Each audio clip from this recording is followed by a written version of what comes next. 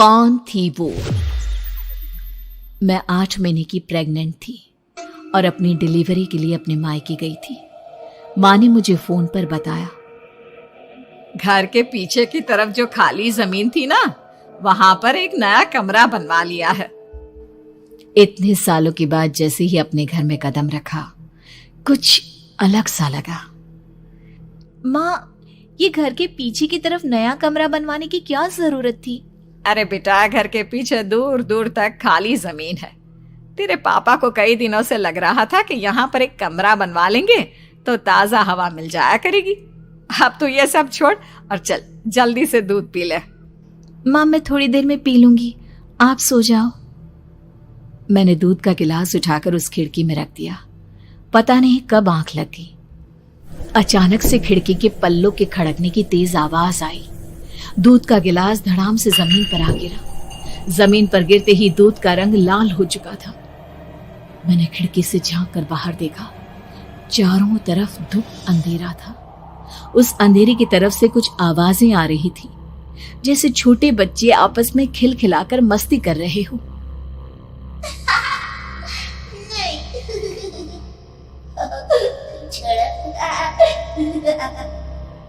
इतनी रात को इतने घनघोर अंधेरे में बच्चों की आवाज कैसे आ रही है? घड़ी में वक्त देखा तो ठीक 12 बजे थे। देखकर मैं सन्न रह गई।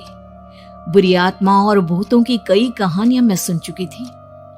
वक्त भी कुछ ऐसा ही था। ऊपर से मैं प्रेग्नेंट। सुना था कि ऐसे वक्त में अक्सर बुरी आत्माएं औरतों का पीछा करती है, तो क्या मेरे पीछे भी?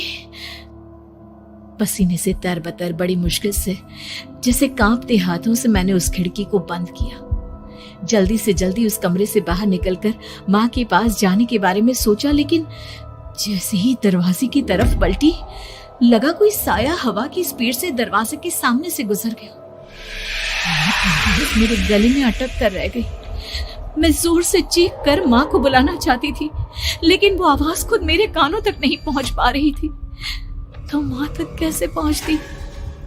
खिड़की के पल्ले एक बार फिर तेज हवा के झोंके से धड़ाम करके खुल गया और पूरी ताकत से मैं चीख पड़ी। जानती थी मेरी चीख की आवाज सुनकर कुछ ही सेकंड में माँ वहां पहुंच जाएगी, लेकिन ऐसा कुछ हुआ ही नहीं। मेरा कलेजा डर के मारे फटा जा रहा था। आखिर माँ ने मेरी आवाज क्यों नहीं सुनी? इतनी गहरी नींद में तो माँ कभी नहीं सोती। ठीक पीछे खुली हुई वो खिड़की। मुझ में इतनी ताकत नहीं बची थी कि मैं पलटकर उस तरफ देख भी सकूं।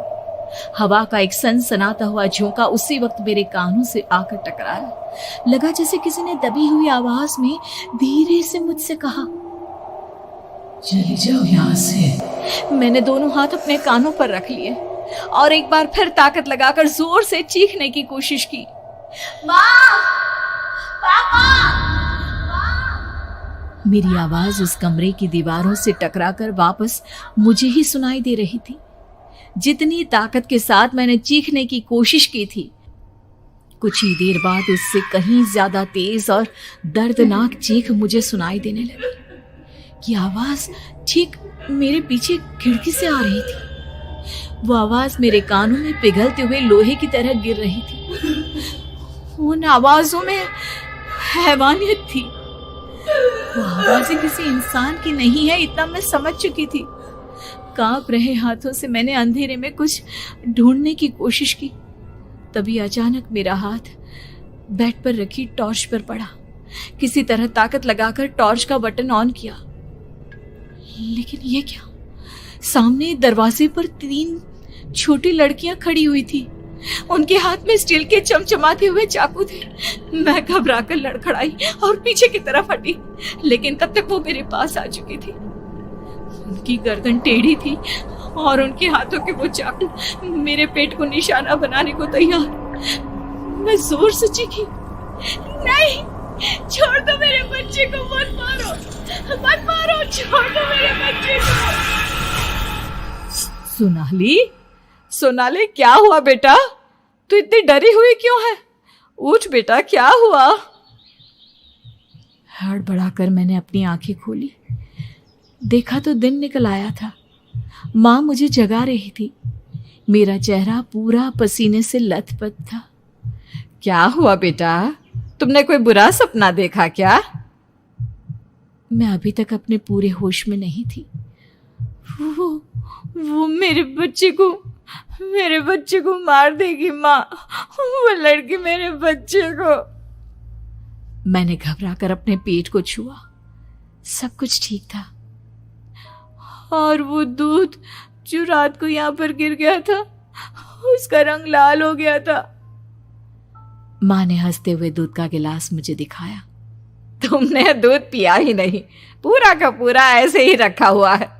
तुमसे कहा था ना सोनाली, सेहत के लिए लापरवाही ठीक नहीं बेटा। लेकिन मैंने तो सब कुछ अपनी खुली आंखों से देखा था। ये सपना कैसे हो सकता है?